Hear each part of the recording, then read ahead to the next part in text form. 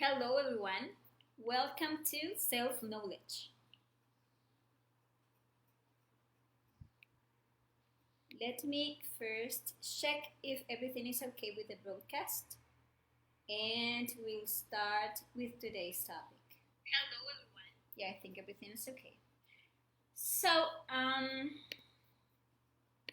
today we are going to see lecture number 30 of this self-knowledge course. We have already seen 30 interesting topics in which we have been providing information and techniques to achieve self-knowledge. If you haven't seen the previous videos, you can find them here on the page in the video section. The objective of this course that we are broadcasting every Sunday is to give us a guide so that we can awaken our consciousness. And that is why today we are going to see this topic. Today we are going to explain the method to awaken consciousness. So let's start and let's see what is the objective of today's lecture. And the objective of today's lecture will be first that we have clear how our consciousness is divided, which are those two kinds of consciousness that we have, the objective and the subjective one. And we are going to see why is it called objective consciousness and why is it called subjective consciousness. Also, we are going to see how can we awaken our objective consciousness and how we can free and awaken our subjective consciousness. So, I think, allow me just a second. Okay, so I think the first thing we should make clear is what is objective and what is subjective. We must say that the objective is that which pursues the purpose for which it was conceived. All of us came to this physical existence with a purpose. The part of our consciousness that is objective is the one that will always seek to reach that purpose, the one who seeks for the real at all times. It is also the one that recognizes that everyone in this world came with the same purpose, that in the end we are all one, and therefore we'll always tend to collaborate, to help, to measure the effects of every one of our actions and to see how they will affect others. So what is objective will always have a conscious goal, will always take into account everyone's point of view, the reality, and the non-identification with the subjective things in life. On the other hand, the subjective is everything that doesn't have a conscious objective, because the subjective always watches over its particular egoic interest, like my point of view, what I believe, what I think is the truth, and my inner world when I'm identified with what I am feeling, with what I am thinking, doing, and unlike the objective, which will always seek to achieve the purpose of our existence, the subjective part of our consciousness will always lead us to seek superficial objectives, not transcendental, such as dedicating our existence to making money, to achieving fame, prestige, luxuries, amenities, a good reputation, a good job, etc. So the subjective, which is that part of our consciousness that is currently trapped by our own ego, will always seek for separation, will always look for or will always defend, what is mine. The ego is actually based on that famous motto that says divide and conquer, thus capturing our essence. So we all have two types of consciousness, the objective one and the subjective one.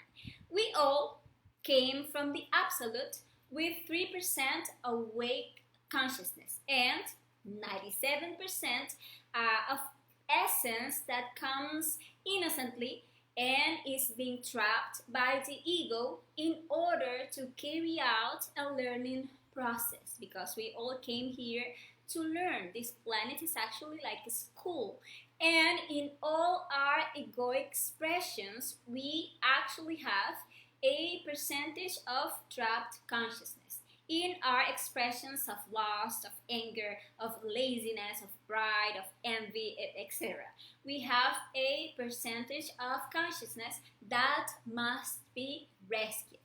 Our 3% is in charge of helping us to release the other 97% of consciousness.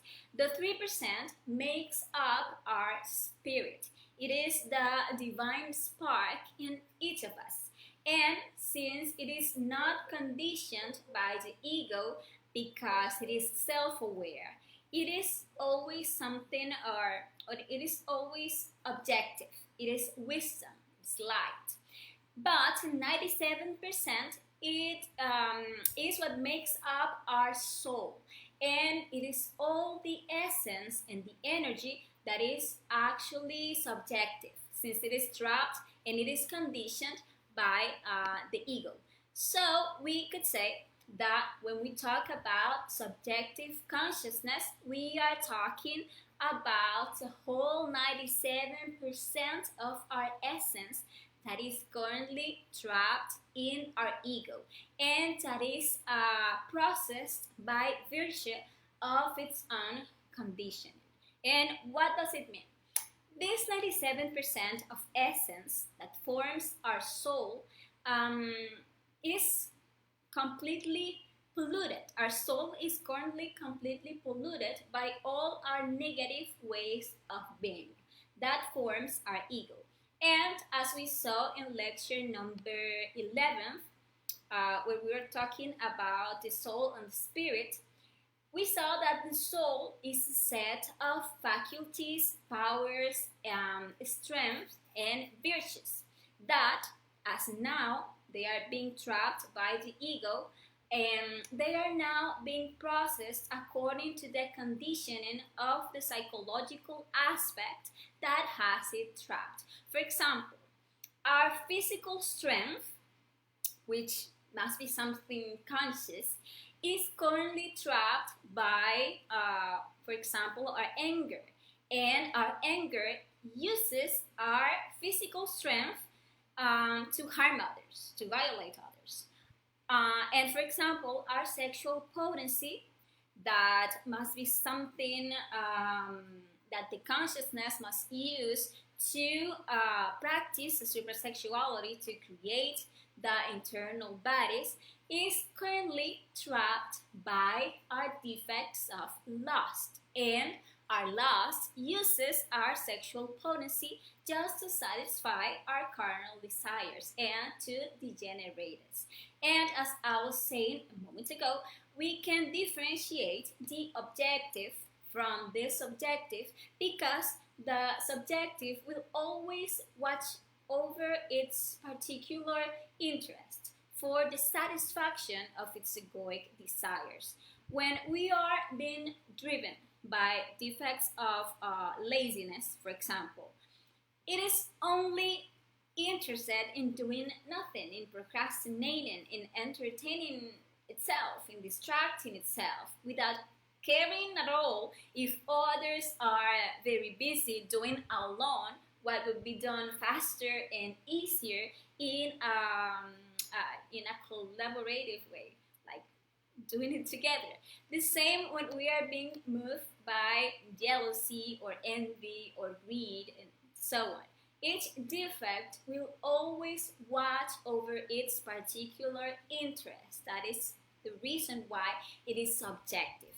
And it happens that only with the death of the ego is the essence released. So it's only by eliminating our own or the details of our own ego that we can rescue all that consciousness that is currently trapped, that is currently conditioned by each one of our negative ways of being.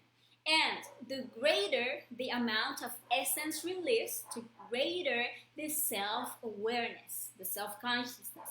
So every time we let our psychological defects manifest in us and we do not do the exercise of psychological death that we have been teaching in this course, they feed on our energy. They grow and they have a greater capacity to submit us. If we let, for example, anger to manifest frequently in us, we see how we become more and more violent. If we leave lust manifest frequently, each time we become like more morbid, like more perverse. If we leave sadness to manifest frequently, each time it becomes like more difficult for us to get out of those states of depression. And it is for that reason that we must constantly be in self-observation and practicing the psychological death to eliminate all the defects and thus rescue the trapped consciousness. Because with the death of the ego, as I said, the consciousness will be released. Now, what is the objective consciousness? As we see, the part of our consciousness, these 3% of consciousness that we all have, is the objective one. The 3% came to raise consciousness. It is not interested at all in whether we have a house, a car, or money, or material goods. The 3% is only interested in rescuing the 97% of consciousness that is trapped in the ego, rescuing with that all the wisdom that this essence has acquired during all the time that it was conditioned by the ego, and recovering all those faculties, all those virtues, strengths, powers, but now with wisdom. With wisdom about the good and about the evil. And that wisdom will allow us to have the capacity to handle this consciousness now in a wise way. So we all have within us that divine spark, all of us, that 3% of consciousness that know the path to self-realization. And that 3% in each one of us is going to be our guide through this path to self-knowledge. But unfortunately, in us human beings, that 3% is currently asleep because of the fascination with the personality and with the material and with everything that this world offers us. So, unfortunately, now this 3% is currently asleep.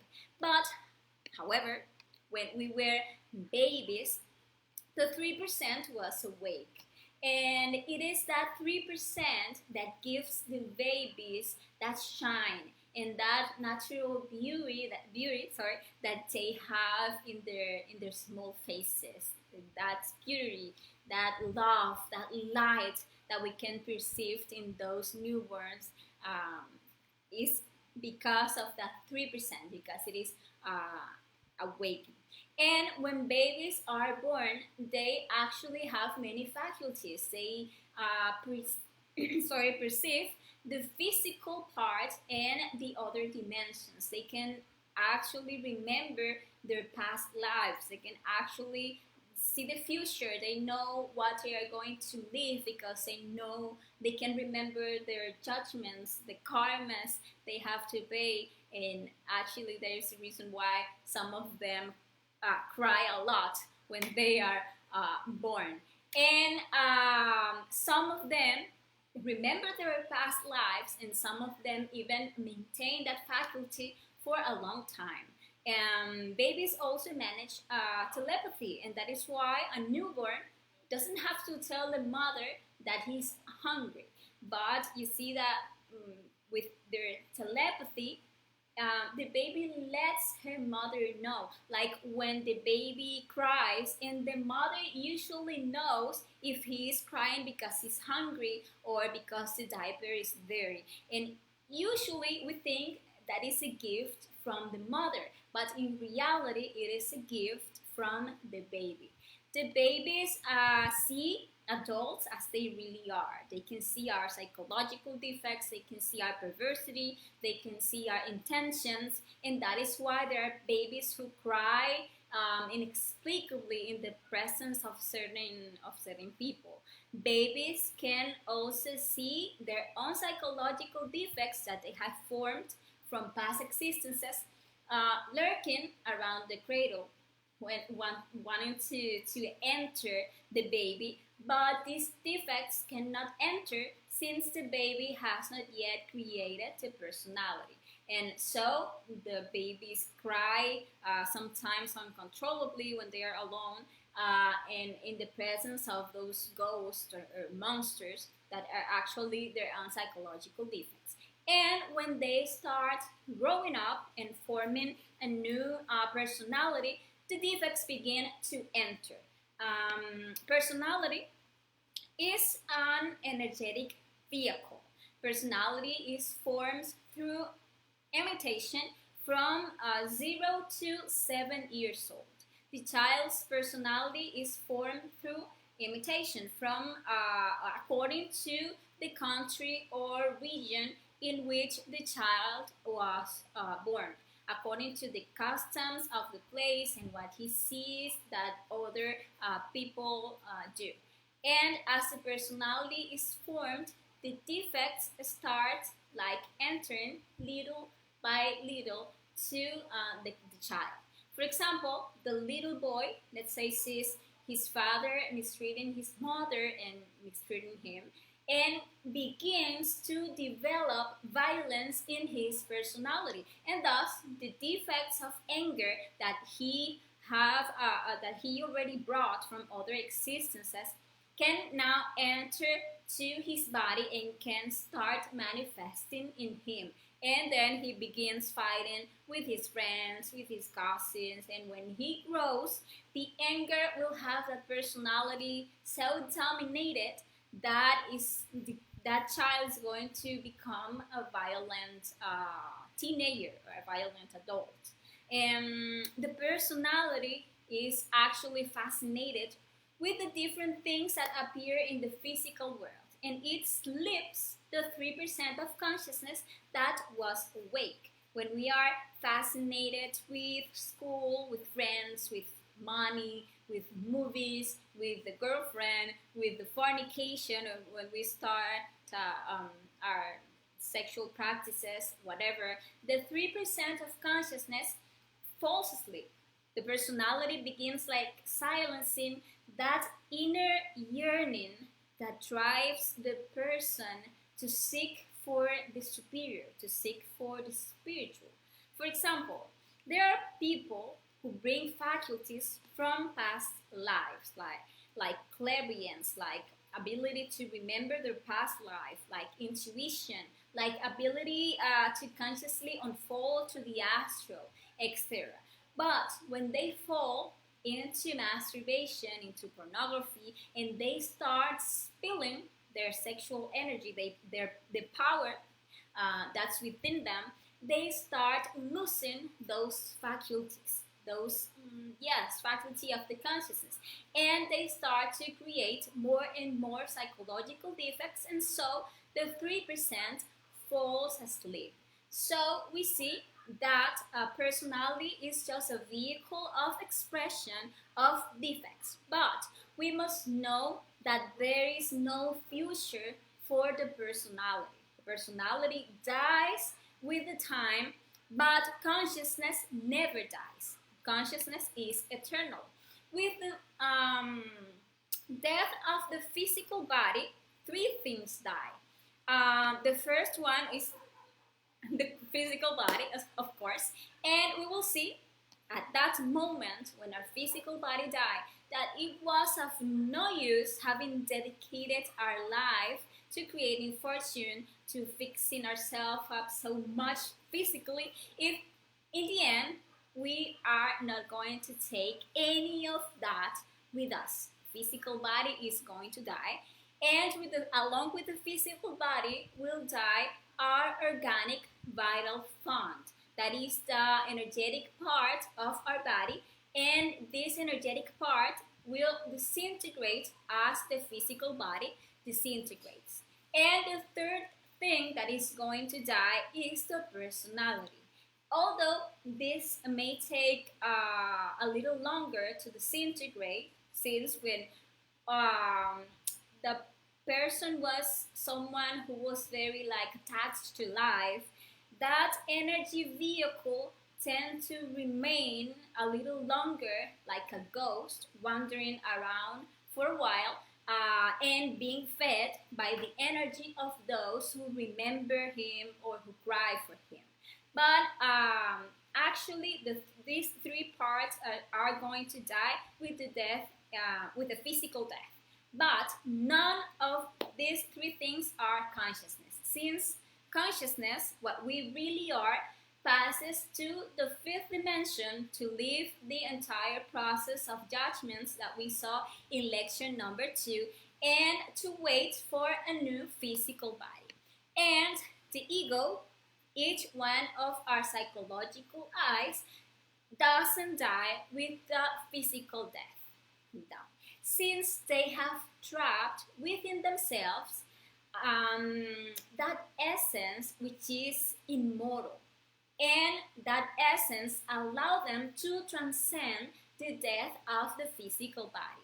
The ego will only die when we voluntarily decide to eliminate it by practicing the psychological death, or it's going to die in the involution process, that is the passage through the infra dimensions, that of course once we exhaust our 108 opportunities with human physical bodies without doing this work of liberation and awakening of our consciousness. And in the infra dimensions, the ego will be painfully disintegrated in a process that can take thousands of years to release again the essence that will emerge innocent from that process, but to be connected again to the will to live another cycle, to develop another soul. But as long as we have not exhausted those 108 opportunities that we all have, by law of return, we must come and take a new physical body. And although it is unfortunate when returning to a new physical body and developing a new personality, the ego is going to be reincorporated in the child, and the same process will be repeated with the returning to every new existence. So everything we have seen so far allow us to observe that we must do two different works. The first one is to awaken the 3% of objective consciousness, that divine spark in us, and the second one will be to release and to awaken the 97% of subjective consciousness. So, what will be the method to awaken the 3% of consciousness? Well, the first thing we will have to do is start working with the 3 factors for consciousness revolution. That means that we need to start working with the psychological death, which is the factor known as to die. And by practicing this, we are going to begin to make the effort to be in self-observation, to remain vigilant, to recognize our psychological defects when they try to manifest in us, when we have these thoughts and we are going to start judging our thoughts to see who is thinking now, and we discover, like for example, this jealousy, or let's say this pride, or let's say this anger that is manifesting in my mind, or in my emotion, or in my action, or in my words, or in my sex. I'm going to start observing myself to discover the psychological defects. And when I discover each one of them, when I judge them, and I know now it is a psychological defect, I'm going to ask for their elimination. Then that power of our consciousness begins to awaken. That is the power that has the capacity to eliminate all the ego, which is our divine mother, and our divine mother will start to help us to eliminate our psychological defects. With that factor, an important portion of that 3% is going to start awakening. With the second factor that we are going to explain, which is to be born, or the spiritual birth, is when we begin to understand the value of our sexual energy. When we stop spilling our sexual energy with masturbation and fornication, and when we begin to make that energy ascend through our spine with the practice of the suprasexuality, all those powers and faculties that divinize us begin to awaken in us. Our spine is actually the stairway to heaven, and our 3% awakens and begin to direct all our energy and all the essences that we are releasing with the psychological death, so that it is awakened in the higher dimensions. And by practicing the third factor, which is to sacrifice for humanity, that is given this knowledge to awaken to all the brothers of humanity, so they can also have the opportunity to awaken their own consciousness. In us will awaken the wisdom from that 3%, and that part in us that will help us to develop the conscious life. That is the first, let's say, step to awaken the 3%. The second step is that we must get out of the fascination in which our personality has us, like put us, with the things of the world. We must work all those concepts that keep us like entangled in the things of the personality, that keep us giving all of our time and all of our energy to subjective things, and like for example, waste all our time by making money or pursuing subjective things. And when we start rescuing this time and this energy, we start transferring our center of gravity that currently only revolves around the things of the personality. We are going to transfer it to the consciousness. So we begin to give time and energy to awaken our consciousness. Begin to carry out the practices for awakening consciousness, like meditation, like the astral projection practices, like the practices of psychological death, of spiritual birth, the suprasexuality, the practices of negotiation of karma, etc. And how we will know that our 3% have already woken up? Well, it is because we will have like the courage to be in self-observation. We will have the ability to be in self-observation most of our day, discovering our psychological defects. Now we will understand that actually that is the purpose of our existence, that to die is the purpose for living, and we are going to start like easily recognizing how the practices of the 3 factors guide us towards the return to our being, because we will begin like having a fervent desire to work on ourselves, to awaken, to and like the things of the world and the things of the personality will start like losing value for us and are going to begin to pass like to a second level. That is the first, or that is the method to awaken that 3%. And the second work that we will need to do is to free and awaken to 97% of subconsciousness. And we will achieve this by dying in ourselves. That is by practicing the psychological death from instant to instant. So we must remember that the greater number of disintegrated I's, the greater the self-consciousness.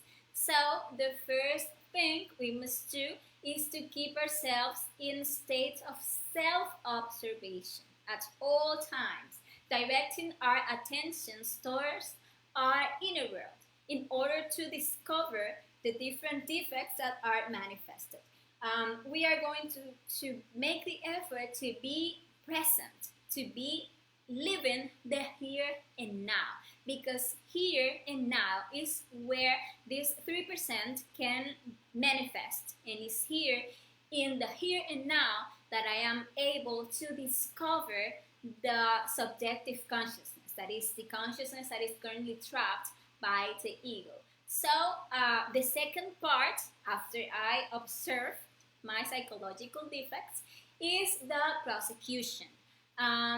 Each discovered defect must be judged to understand that it is a part of our consciousness that is trapped in the ego, that is actually a psychological defect that is manifesting in us. We will, by prosecuting it, to understand how it affects us and how it doesn't allow us to wake up. If we discover, let's say, for example, the anger manifesting, we are going to be able to judge it and to understand how all the reactions, all those violent reactions that I have are actually a part of what is doesn't allow me to wake up. And the third thing, one I have observed, one I have judged the defect is proceed with its elimination. And for that, what we need to do is to beg to our particular Divine Mother, who is a part of our 3%, that can disintegrate each one of our psychological defects, and we are going to mentally ask our Divine Mother to disintegrate that negative way of being that we have discovered within us. And that is actually the method to start awakening, start freeing and awakening our 97% of subconsciousness. So this has been today's topic. I remind you that when we free the subjective consciousness that is trapped in the defects, we convert it into objective consciousness. And that 3% will gradually increase until it becomes 100% of the objective consciousness, 100% awakened consciousness. And without further ado, I invite you to the next lecture that I will be dictating next Sunday through this page. At the same time, we will be talking about the mechanical creatures, and in this lecture, we are going to understand why we are mechanical creatures. We are going to know a technique to break the mechanicalness, because as long as we continue to be like robotic creatures acting under the mechanical programming of our ego, we will not be able to awaken consciousness. So don't miss that interesting lecture. And as I said, this has been all for today. If you have any question, you can leave it there in the chat, and I will be solving every question you have. Thank you very much for watching the video, and see you next Sunday. Ciao, ciao.